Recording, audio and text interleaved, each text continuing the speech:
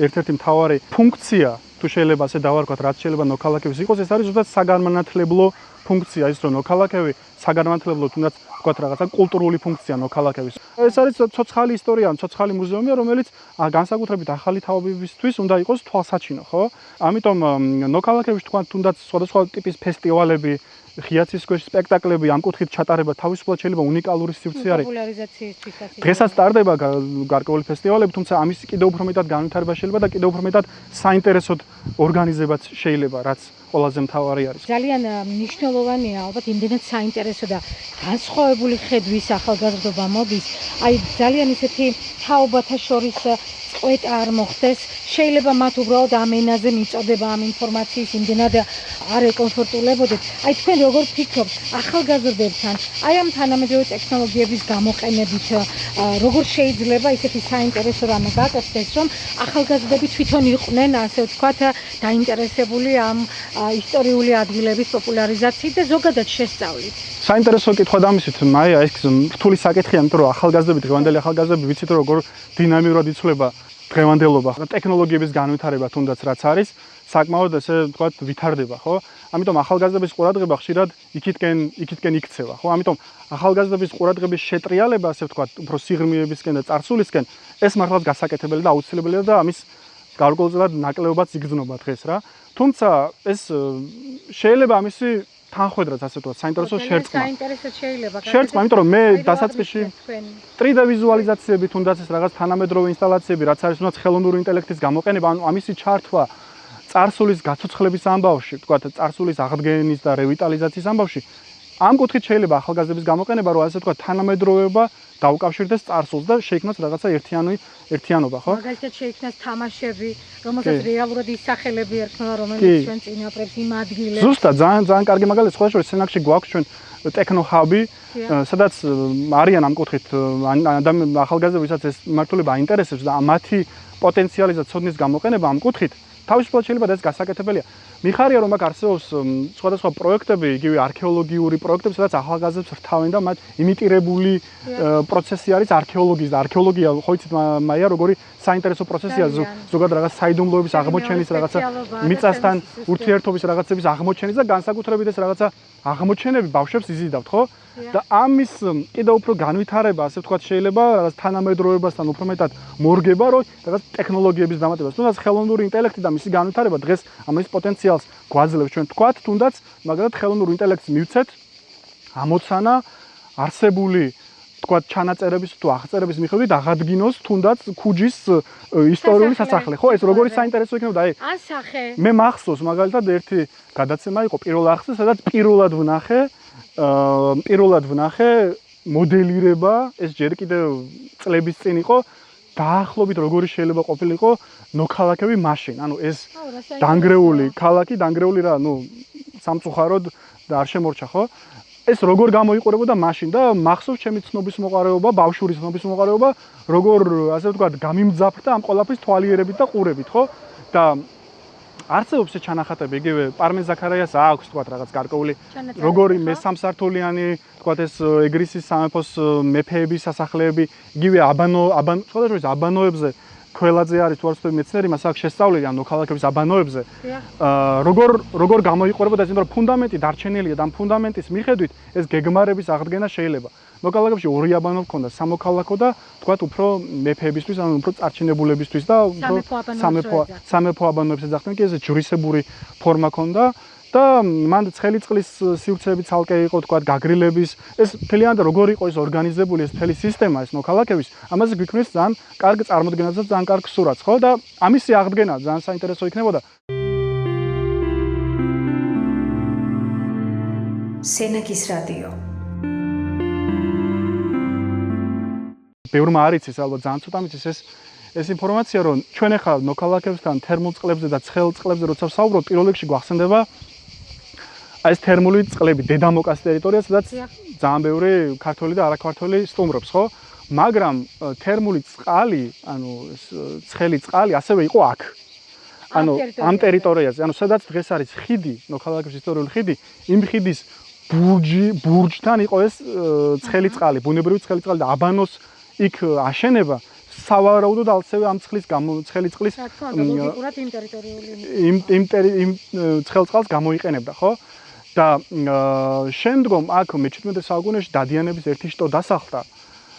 მათი, ასე ვთქვათ, ძველი სამოსახლოს შემორჩენილია დღეს და მათ უნდათ დადიანები იყვნენ და უფრო მშვიდ გარემოში, კომფორტულ გარემოში ცხოვრებად. აქ ძალიან ბევრი ადამიანი დადიოდა აქ აბანოებს, როგორც ეხლა. იყო ხმაური, იყო ქაოსი, იყო უწესრიგობა და დადიანებს მოსწყინდათ ეს ასე ვთქვათ რა. და პირდაპირ სამწუხაროდ ეს ხიდის ერთ-ერთი ბურჯი პირდაპირ იმ წყაროზე დააშენეს, სადაც ეს ცხელი წყალი გამოდიოდა, იმის გამო რომ მოესპოთ ხელოვნურად ეს თერმული წყალი, რომ ადამიანებს შეეწყვიტათ აქ თავშეყრის ადგილი არ ყოფილიყო და მშვიდ გარემოში რომ ეცხოვრათ რა. საყვედური დადიანებს, კი. სენაკის რადიო. ცხელ წყლებთან ქალაქის დაარსება, ნოქალაქების დაარსება ამ ადგილას შეიძლება ძველი სახელწოდებით მოვიხსენოთ ხოლმე. არქეოპოლისის აქ დაარსება, უძველესი ქალაქის ნიშანდობლივია, რომ ცხელ წყლებთან მოხდა, იმიტომ რომ გარდა იმისა, რომ მართლა ძალიან ბრძნულად არის შერჩეული ეს ლოკაცია, იმიტომ რომ ყველანაირად დაცული არის მტრის შემოსევებისაგან, აქ ტეხური, იქ მთები, იქიდან გალავანი და ასე შემდეგ, რაზეც ვსაუბრეთ. გარდა ამისა, ხელსაყრელი მდებარეობა ზღვიდანაც მოშორებულია, რომ ვთქვათ, ფლოტისგან დაცული ყოფილიყო სამხედრო შემოსევებისგან და თან ეს თერმული წყალი, რომელიც ბუნებრივად იძლეოდა საშუალებას, რომ ადამიანებს თქვა ტყავი დაემუშავებინათ, მაშინ მესაქონლეობა იყო განვითარებული. სხვა შორის თბილისის დაარსებაც უკავშირდება ცხელ წყალებს, ხო? ეს სოლოლაკში რომელიც ხოხობი დაცემენ, ეს ხოხობი ლეგენდა არის, მაგრამ რეალურად როგორც სპეციალისტები გადმოგცემენ, ცხელ წყალთან, იმიტომ დაარსდა თბილისი, რომ თქვა ის ცხელი წყალი იძლეოდა ხელსაყრელი იყო, თქვა რაღაცა ტყავის დამუშავება იქნებოდა თუ სხვა სახის საქმიანობა, რასაც იმ პერიოდის ადამიანები იყვნენ, უფრო გაადვილებული. შეიძლება იგივე ლოგიკითაც მოხდა ნოქალაქებში ქალაქის დაარსება. ნოქალაქებში არა, ბოდიში, არქეოპოლისში ქალაქის განვითარება და სამწუხაროდ ეს ცხელი წყალი არ შემორჩა დღეს, თუმცა გვაქვს შუა საუკუნეების აბანო ნოქალაქების თქვენს მიერ ხსენებულ ბეწვის ხიდთან და გვაქვს დღევანდელი თანამედროვე ცხელი წყალი დედამოკას ტერიტორიაზე, რომელიც სხვა შორის სრულიად შემთხვევით აღმოჩნდა. სენაკის რადიო. ნოქალაქების ტერიტორიაზე ეძებდნენ ნავთობის საბადოებს, თუ არ ვცდები. შეიძლება მეშლება რის საბადოებს, მაგრამ რაღაც სადაზვერო ექსპედიცია იყო და ვთქვათ, ხდებოდა ჭაბურღილების დათხრა და ერთ-ერთ ჭაბურღილის გათხრის დროს ამოვიდა ცხელი წყალმა, ამოიფრქვა და ზუსტად ეს ის ცხელი წყალია, რომელსაც დღეს ვთქვათ, ამდენი ადამიანი ასე ვთქვათ, იყენებს და ეტანება და საყვარელი ადგილი არის. საბედნიეროდ ხელმისაწვდომია ყველასთვის და ანუ ეს ცხელი წყალების ტერიტორია ალბათ არის შუაგული ბირთვი, ალბათ ნოქალაქების ამ მთელი ხეობის გეოგრაფიულადაც ცენტრალური ადგილია და აქ უნდა ჩამოყალიბდეს ალბათ რაღაც სამედიცინო გამაჯანსაღებელი, ვთქვათ, რაღაცა გამაჯანსაღებელი ცენტრი და მის ირგვლივ ეს უნდა იყოს მთავარი, ასე ვთქვათ, დომინანტი და მის ირგვლივ უნდა იყოს სხვადასხვა ტურისტული აქტივობები, რომლებიც მათ შეავსებს. ეს შეიძლება იყოს მეგრული კულინარია, რომელთაც ჩვენ მეგრელები ვამაყობთ ობიექტურად, იგივე ღვინის ტურიზმი, იგივე ვთქვათ, ეკოტურიზმი, ზიპლაინები, სათავგადასავლო ტურები, ვთქვათ, რა ვიცი, რაც გინდა ფანტაზიორე, რეკრეაციული ტურიზმის კუთხით ყველაფრის განვითარება შეიძლება და ღვინის ნაწილში, არ ვიცი, ეხლა ეს უკვე საბედნიეროდ ეს ინფორმაცია დღეს უფრო და უფრო მეტად ასე ვრცელდება, რომ არანაკლები ღვინის კულტურა იყო გავრცელებული სამეგრელოში და დღეს საბედნიეროდ ხდება ამ კუთხით მარნების განვითარება. სხვა შორის ერთ-ერთი უძველესი ღვინის წიფწები აღმოჩენილია დღევანდელი ანაკლის ტერიტორიაზე და ეს მიუთითებს, რომ ღვინის კულტურა კოლხეთში და სამეგრელოში საკმაოდ განვითარებული იყო და დადიანების ღვინის კულტურაზე კიდე ცალკე შეიძლება საუბარი სალხინო აქვე არის და ზოგადად ნოქალაქებიც აქ კირქვოვანი ნიადაგია, რომელიც ხელსაყრელი გარემო პირობა არის მეგრული ტიპის კულტურების, ღვინის კულტურების განვითარებისათვის. სენაკის რადიო.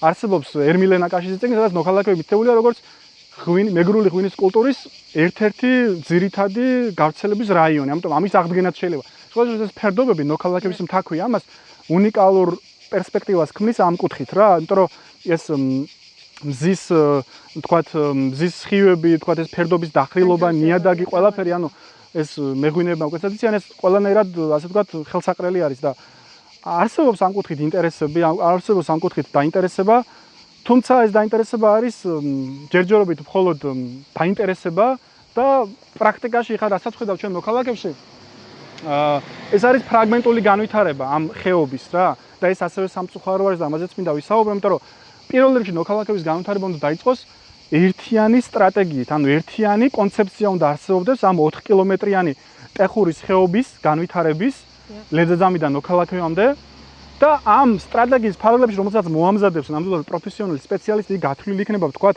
რა უნდა გაკეთდეს, რა არ უნდა გაკეთდეს, როგორ უნდა გაკეთდეს, როგორ არ უნდა გაკეთდეს, თავის დიზაინი, თავის მთელი სტატუსით შეიძლება მიენიჭოს დაცული ტერიტორიის ამ თლიან კომპლექსს, რომ აქ ვთქვათ არ მოხდეს უხეში ჩარევა და რაც ძალიან მნიშვნელოვანია, ხან მოქალაქეების ეს ხეობა რატო არის მნიშვნელოვანი, იმიტომ რომ აქ შენარჩუნებული არის ის ხელშეუხებელი ბუნება, ველური გარემო და იმიტომ უყვართ აქაურობა დამსვენებლებს, რაც სხვაგან სამწუხაროდ არც ისე ხშირად გვხდება, ხო? აი ხან ვთქვათ არ მინდა ჩამოთვლა იმ ადგილები საქართველოში, თუმცა იქ ბევრგან დაზიანდა ან დაზიანების პირას არის, სხვა ადგილები აპირებენ დაზიანებას, ხო?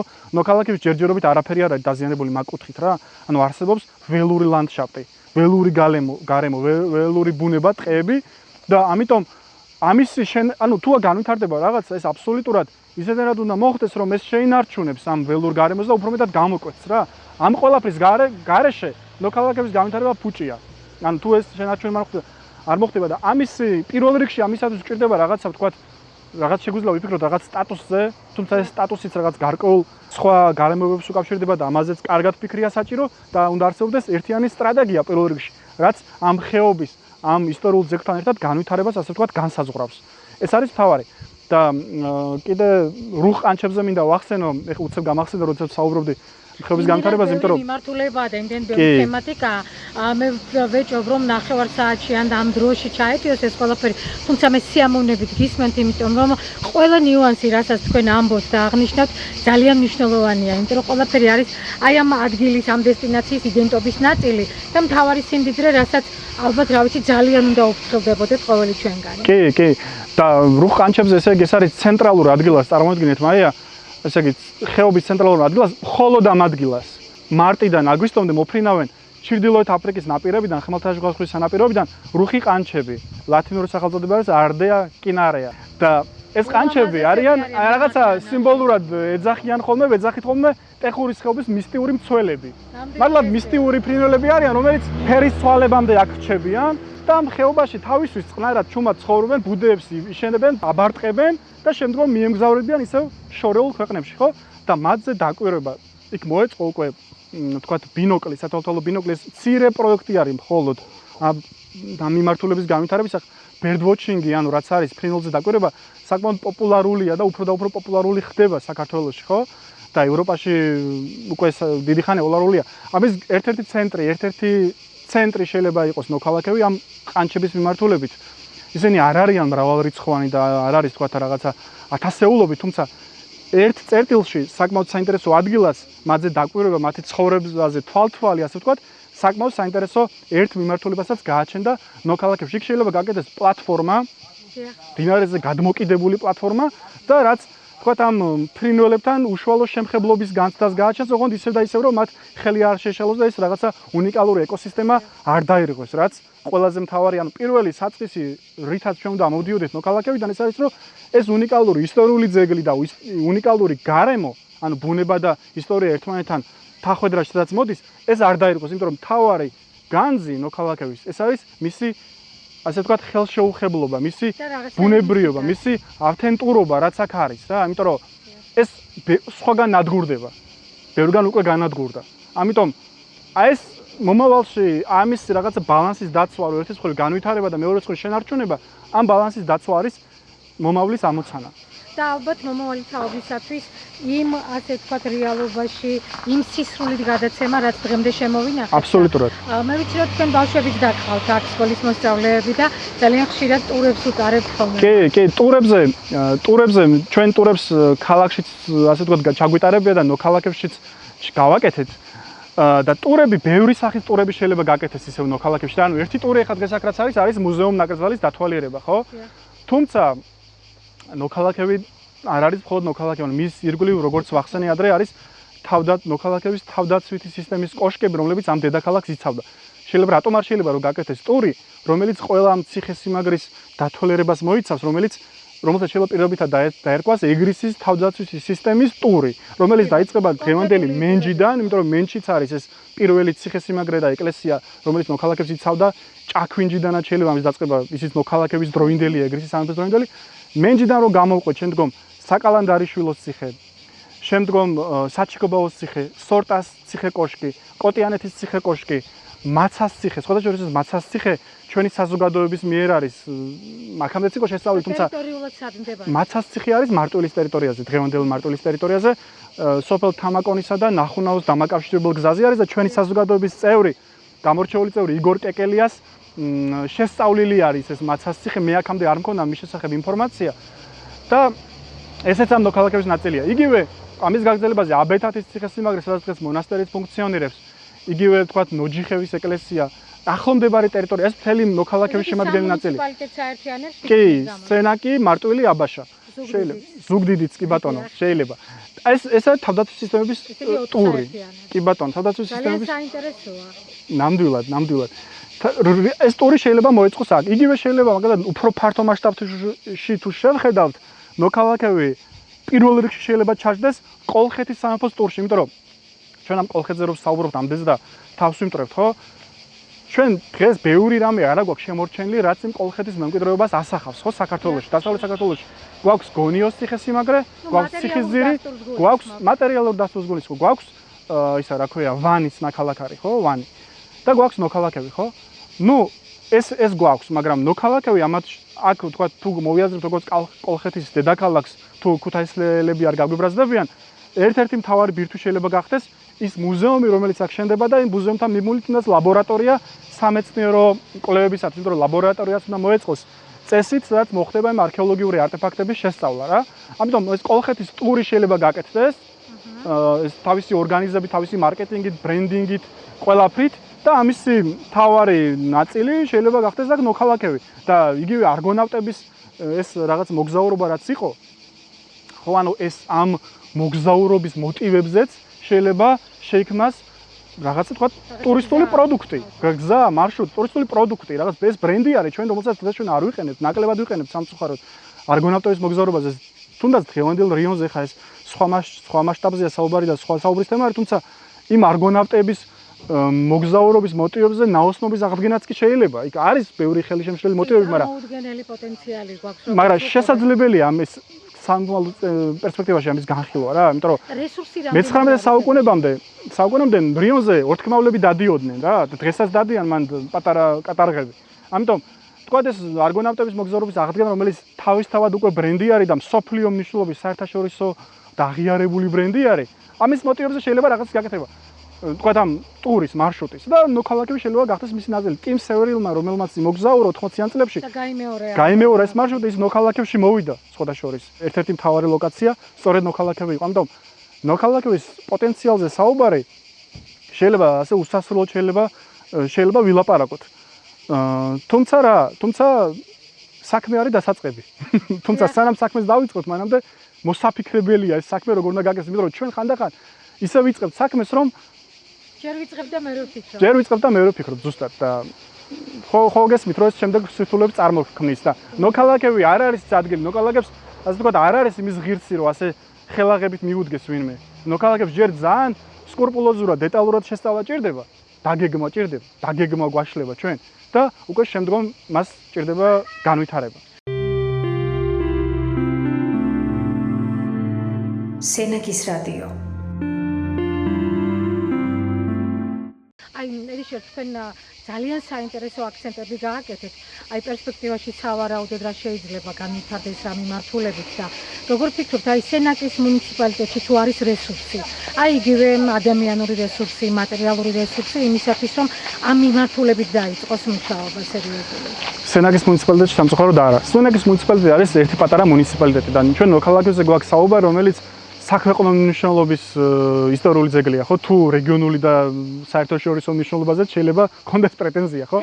ამიტომ ეხლა სენაკის, ხო და ეხლა სენაკის მუნიციპალიტეტის ადგილობრივი რესურსები ამას ვერ გაწყვეტება, ბუნებრივია. თუმცა ადგილობრივებმა ბევრი რამე უკეთესად იციან ვიდრე ჩამოსულები. ამიტომ თუ ვთქვათ ვიღაცა უცხოელი სპეციალისტები ამაში ჩაერთვებიან, ეს ყველანაირად დაუცილებლად უნდა მოხდეს ადგილობრივების ჩართულობით. ადგილობრივების იგულისხმება ადგილობრივი მოსახლეობაც, იმიტომ რომ ის ინფორმაცია და ის ცოდნა, თუნდაც რაც ბუნებრივად რასაც ატარებენ მათი წინაპრებისაგან, ის ცოდნა მათთვის არის უცნობი. სენაკის რადიო. ედიშარ, მაინტერესებს თუ გახსენდებათ რაიმე ევროპული პრეცედენტი. რაღაცა პარალელი მინდა ერთგვარად ევროპაში როგორც წესი როგორ ხდება, რამდენად ექცევა ყურადღება აი ესეთი ისტორიულ ძეგლებს და აი რა შეიძლება მაგალითად მაგალითის სახით ან მათი გამოცდილების გაზიარება ისეთი ისტორიული ძეგლი თუ გახსენდებათ, რომელმაც შეინარჩუნა თავისი ავთენტურობა, გახდა განსაკუთრებული და დღეს არის ერთგვარად სიამაყე და მაგალითი იმისა, მაგალითად ჩვენ რომ შეგვიძლია გავიზიაროთ. ევროპა შეიძლება გამოგვადგეს ამ კუთხით როგორც მაგალითი, როგორც კარგი მაგალითი. და არა მარტო ევროპას, ხოდაშორის აზიაში, თუნდაც სპარსე ირანში, თუნდაც თურქეთის აზიურ ნაწილში არის ბევრი პრეცედენტი იმისა, როგორ უფრთხილდებიან ისტორიულ მემკვიდრეობას, კულტურულ მემკვიდრეობას, როგორ ასე ვთქვათ, პატივს სცემენ და ჩვენ პატარა ქვეყანა ვართ, ხო და გვაქვს ისტორიული ძეგლები, 3000-ზე მეტი ისტორიული ძეგლი არის საქართველოში. წარმოუდგენელი სიმდიდრე, თუმცა ნოქალაქების მნიშვნელობის ბევრი არ არის. ამიტომ ეს მაგალითები, რომლებიც არსებობს, საბედნიეროდ არსებობს, იგივე ყველაზე მეტად თუნდაც კანონმდებლობით და ქვეყნის მოწყობის კუთხით და თუნდაც გამოცდილებით, ალბათ აღმოსავლეთ ევროპის ქვეყნების ყოფილი სოციალისტური ბანაკის ქვეყნების გამოცდილება გამოგვადგა, იმიტომ რომ ბევრი რაღაცით პოლიტიკური მოწყობით, კულტურით, ამით უფრო მეტად მსგავსებაში მიახლოებულია, ვიდრე ვთქვათ ინგლისი ან საფრანგეთი, ხო? იგივე პოლონეთში ამის ძალიან კარგი მაგალითები არსებობს. როგორ იქ არ არის თქვა რაღაცა პომპეზურობაზე საუბარი, რომ არიქა და რაღაცა და ისა და ჩააბეტონო ყველაფერი და რაღაცა ცათამჯენები ააგო და რაღაცა ბრჭყვიალა ზიზილპიპლები გააკეთა. აქ ხდება ძალიან ისეთი ზომიერი განვითარება რა, მაგრამ ნაკლები ჩარევა პირველ რიგში, აქ ხდება რაღაცნაირად აი რაც თქვი რა, ბალანსი, ბუნებასთან ბალანსი, მემკვიდრეობასთან ბალანსი, ისე რომ არ დაირღვეს ის რაც არსებულია, გაფრთხილება მოხდეს მისი და ამავდროულად გამოყენება. აი ამ კუთხით არსებობს მაგალითად ხა კონკრეტული სახელების ჩამოთვლა გამიჭირდება, თუმცა აი ზოგადი პრეცედენტი ნამდვილად არის.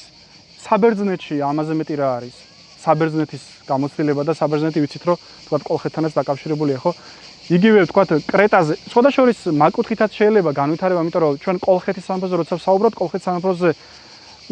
კოლხეთის სამეფოზე აქცენტის გაკეთება წარმოუდგენელია ბერძნულ სამყაროს შესწავლის გარეშე, ხო? და იგივე არსებობს ასევე თეორიები, საკმაოდ საინტერესო თეორიები, რომ რამდენად კავშირშია ნოქალაქები თუნდაც და კოლხეთი და მედეა, იგივე მინოსურ კულტურასთან, უძველეს ბერძნებამდელ ცივილიზაციებთან, რაც საბერძნეთის კუნძულებზე და ეგეოსის ზღვის აუზში მდებარეობდა, ხო? ეს მინოსური კულტურა, კრეტა, ეს ყველაფერი, ხო? ამიტომ თქვათ იქ მედეას კავშირები ამ ბერძნულ სამყაროსთან, ხო? ამიტომ აი ეს რაღაცნაირად შეიძლება ერთიანადაც შეიძლება რაღაცეების მოფიქრება რა. ხო, იმიტომ რომ რაღაც საბერძნეთთანაც შეიძლება კოლხეთის დაკავშირება, თუმცა ეხა ძალიან შორს არ მინდა წავიდე. ჯერ რაც ასე ვთქვათ უფრო ხელშესახებია, იმითი დავიწყოთ. როცა იგეგმება თავისთავად მე მატერიალიზება მისი არ არის. იმიტომ რომ აი როგორც ვთქვი, ჩვენ ხანდახან გვჭირდება რაღაცების გამოგონება, ხო, ტურიზმში არის ესეთი მომენტი, როდესაც ხელოვნურად ხდება რაღაცის ბრენდის დამკვიდრდება და ამაში ათასობით მილიონები იხარჯება, რომ რაღაცა ვთქვათ კულტურული ბრენდი, მარკეტინგი, დღეს მარკეტინგია წამყვანი თემა მსოფლიოში ბევრი გქონდათ, ხო? სენაკის რადიო. მილიონები იხარჯება რაღაც მარკეტინგულებით, მაგრამ არგონავტების მოგზაურობა და ოქროს აწმისი ეს უკვე არსებულია. ამაში ჩვენ არ გჭირდება რომ რაღაც მილიონები დახარჯო. შეფუთო რაღაცა ოდნავი ბიძგის მიცემა არის საჭირო და ეს უკვე თავის თვითონ აამუშავებს, ასე ვთქვათ, ხო? და იგივე ხა საბერძნეთი მსოფლიოში ერთ-ერთი ყველაზე ისეთი აღიარებული ადგილი არის, ხო, ქვეყანა არის ტურიზმის წყალსაცავი, ხო, ამიტომ ვისაც აინტერესებს ბერძნული კულტურა, იმისი გადმოზიდვა შეიძლება ასევე დასავლეთ საქართველოში კოლხური კულტურის გასაცნობად, რომელიც შეიძლება განვიხილოთ როგორც საფუძველი ბერძნული კულტურის. ეხლა ეს შეიძლება ბევრს ხმამაღალ ნათქვამად მოეჩვენოს, თუმცა ამაზე არსებობს, თქვათ, საფუძვლიანი არგუმენტები, რატომაც არის ეს ვალიდური ეს მსჯელობა, რომ საბერძნეთმა ის ცივილიზაცია, ის ცივილიზაციური განვითარება, რაც საბერძნეთში შემდგომ მოხდა, ამის საწყისი და იმპულსი და ბიძგის მიმცემი შეიძლება ყოფილიყო არგონავტების მოგზაურობა და ეს არგონავტების მოგზაურობა ტყუილად არ არის ანტიკურ საბერძნეთში ამდენად პოპულარული და აღიარებული და ცნობადი. იმიტომ რომ ეს რაღაცა მნიშვნელობის მატარებელი, ეს არ არის მხოლოდ ტყავზე დაბეჭდილი რაღაცა ოქროს მოპოვების, ეს ბევრად უფრო დიდი ცოდნა არის, ხო? და სხვადასხვა ტყავიც ბერძნულად არის კოვოს.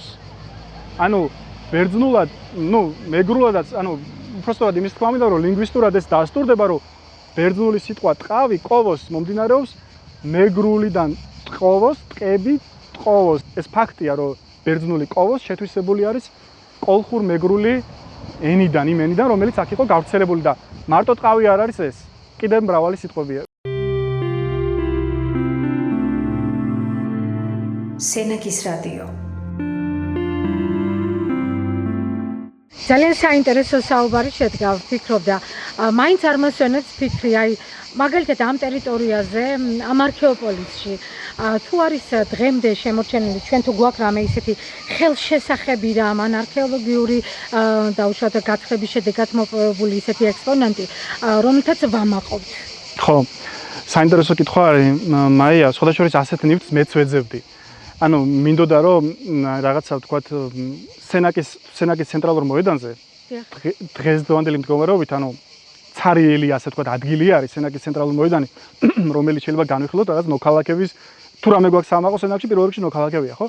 რაღაცა მინდოდა რომ გაკეთებულიყო, თუნდაც მონუმენტი, თუნდაც რაღაცა სტრუქტურა, რაღაც ასე ვთქვათ ქანდაკება ან რაღაცა, რაც ნოქალაქებთან იქნებოდა დაკავშირებული. ამიტომ ვეძებდი, ასე ვთქვათ, სანთლით ვეძებდი რაღაცას, ვთქვათ, რომ რაღაცა ყოფილიყო, რაც გამოხატავდა იმას, რომ ნოქალაქების სენაკს ეკუთვნის, სენაკის არის და ერთგვარი სიმბოლო იქნებოდა როგორც სენაკი, როგორც თანამედროვე რაღაცა ასოციაციებს გააჩნდა, როგორც ქალაქი ნოქალაქების მომკვიდრეობის რა. გამიჭირდა სიმართლე გითხრა, მაიკო, იმიტომ რომ ამ კუთხით არის რაღაცები აღმოჩენილი, თუმცა ისეთი განსაკუთრებული ერთი ნივთი, რომელიც ასე ვთქვათ, რაღაც თავის სიმბოლოში დაიტევს ნოქალაქებს, ესეთი ნივთი არა გვაქვს. არსებობს ამფორები, სხვადასხვა ტიპის ამფორები, მაგრამ ამფორები ბევრგან არის აღმოჩენილი, არის ცულები, არის მონეტები, იგივე შნაიდერის კოშკი გაითხარა და მანდ ოქროს მონეტები აღმოჩნდა, რომაული, სპარსული, ასე შემდეგ, ბერძნული, ბიზანტიური. თუმცა ეს მონეტებია და მონეტები ასე ვთქვათ, არ არის ესეთი განსაკუთრებული. არის კანთაროსი, კიდე რაღაცა სასმისი არის. სხვადასხვა ეგ საინტერესო არის, კანთაროსი არის და შეიძლება კანთაროსი ვთქვათ, შადრევნის მოტივებისთვის გამოიყენოს. თითქოს ამ კანთაროსიდან ამოდის წყალი და რაღაცა ნოქალაქებს შეიძლება დაუკავშირო რა. თან იქ შეიძლება რაღაც ქუჯის ძეგლის დაიდგას, როგორც ქუჯი, როგორც სიმბოლო ერთიანობის რაღაცა ამ კუთხით, ხო? ამიტომ ესეთ არტეფაქტებს ვეძებდი. არის ძალიან ბევრი, ესე ვთქვათ, კერამიკული მასალა. ეხლა გათხრები, მე როგორც გითხარით, მხოლოდ 30% არის გათხრილი, ისიც თუ არის და ზედა ნაწილი ქალაქის, რომელიც იყო საკულტო დანიშნულების, საერთოდ არქეოლოგის ნიჩაბი არ შეხებია. ამიტომ იქ საერთოდ რას აღმოაჩენს იქ, ესე ვთქვათ, იქ საერთოდ ცნობი არსებობს ზოომორფული ფიგურები, ცხოველების, არსებობს კიდე სხვადასხვა მე შეიძლება მას არ უნდა ვამბობდი, მაგრამ კარგი თქვენს გადაცემაში ვიტყვი, რომ მე თვითონაც ნოქალაქებში ერთხელ შემთხვევით ვიპოვე ჯვარი. და ეს უძველესი ჯვარი არის. ჯვარი, რომელიც საკმაოდ მოზრდილი ზომის არის და ეს ჯვარი ეკუთვნოდა უძველეს იმ ადამიანს, ვინც ნოქალაქებში ან გარნიზონის მცველი იყო, შეიძლება უფრო სხვა ფუნქციის მატარებელი იყო, მაგრამ ძალიან გამიხარდა ეს აღმოჩენა ნოქალაქებში ჯვრის აღმოჩენა, უბრალოდ დიდი ზომის გამიკვირდა სხვადასხვა ადამიანის თუ ატარებდა თქოს, მაგრამ ნამდვილად ადამიანი ატარებდა, იმიტომ რომ ნახრეტიც ჰქონდა ჩამოსაკიდებლად, ხო? და ესეც მიუთითებს იმას, რომ რადგან არ გვისაუბრია ჩვენ რომ ნოქალაქები ასე ვთქვათ ქრისტიანობის ერთ-ერთი მთავარი გავრცელების ადგილი იყო აქ 40 მოწამეთა ეკლესია გვაქვს. სლოჟორის ამსახელობის ეკლესია ბევრი არ არის საქართველოში და მე-5 საუკუნის არის რა. ერთ-ერთი ქრისტიანობის გავრცელების უძველესი არეალი არის და ეს ჯვრის აღმოჩენა და ვთქვათ აქ კიდე სხვადასხვა არსებობს კიდე მოსაზრებაც, რომ ნოქალაქები უფრო იყო სამხედრო სტრატეგიული მილიტარისტული ციხე-ქალაქი ვიდრე სამოქალაქო პოლიტიკური დამცავი ნაგებობა იყო ეს. ერთგვარად სამხედრო ქალაქი, მაგრამ სახელწოდებაც არქეოპოლისი, პოლის ქალაქია, ხო? მაინც ამიტომ ყველაზე ისეთი უძველესი პერიოდის ნივთებია, ჩვენ ახლა რაც გვაქვს, ყველაზე მეტად ეს არის მე-4-მე-6 საუკუნის. ეს არის ლაზიკა ეგრისის სამეფოს პერიოდი არის, ხო? ანუ იმდროინდელი მასალა გვაქვს ძალიან ბევრი. და ამ პერიოდში შეიძლება ვთქვათ სამხედრო დანიშნულების ქალაქი ყოფილიყო უფრო უძველეს დროს, შეიძლება ქალაქი ყოფილიყო, ასე ვთქვათ, თავისი სამოქალაქო ინფრასტრუქტურით, ხო? თუმცა აი როგორც ვთქვით, 19 ჰექტარი, ეს არის ყველაზე დიდი არის სამხრეთ კავკასიაში. 19 ჰექტარი ხო რამხელა არის, ამიტომ ამხელა ტერიტორიაზე ხა წარმოუდგენელია, რომ მხოლოდ სამხედროებით ყოფილიყო. ამიტომ წარმოუდგენელია რაიმე არქეოლოგიურად ძალიან ღირებული და მნიშვნელოვანი მასალა აქ არ იყოს, ხო? კი, და ანუ თვითონ ასევე საინტერესო არის, რაზეც ასევე ნაწილობრივ ვისაუბრეთ, ეს ისინი რა ქვია, ინფრასტრუქტურა, ქალაქის ინფრასტრუქტურა, დაგეგმარება, შიდა მოწყობა, როგორ არის სამდონიანი ქალაქი, ეს ნაგებობები, მეფეთა სასახლეები, აბანო, სამი ეკლესია იყო, ღვინის მარანი და ასე შემდეგ. სენაკის რადიო. შთაბეჭდილებების ქვეშ ვარ, პირდაპირ გეტყვით, აი წარმოუდგენლად საინტერესო ინფორმაცია ტრიალებს ჩემს თავში, ასე ვთქვათ. მინდა მადლობა გადაგიხადოთ დღევანდელი სტუმრობისთვის, მასპინძლობისთვის, უნებრივია, დაგემშვიდობოთ ნოქალაქევში და შეგხვდეთ არქეოპოლისში. მადლობა მაიკო, მადლობა და კიდევ ერთხელ მადლობა, მოხარული ვარ და ასევე მზად ვარ, რომ კიდევ თქვენ სხვა გადაცემებში არა მხოლოდ ნოქალაქებზე, არამედ უშუალოდ სენაკს რაც შეეხება, მზად ვარ, რომ მაზეც ვისაუბროთ. ძალიან დიდი პატივია ჩემთვის. სენაკის რადიო.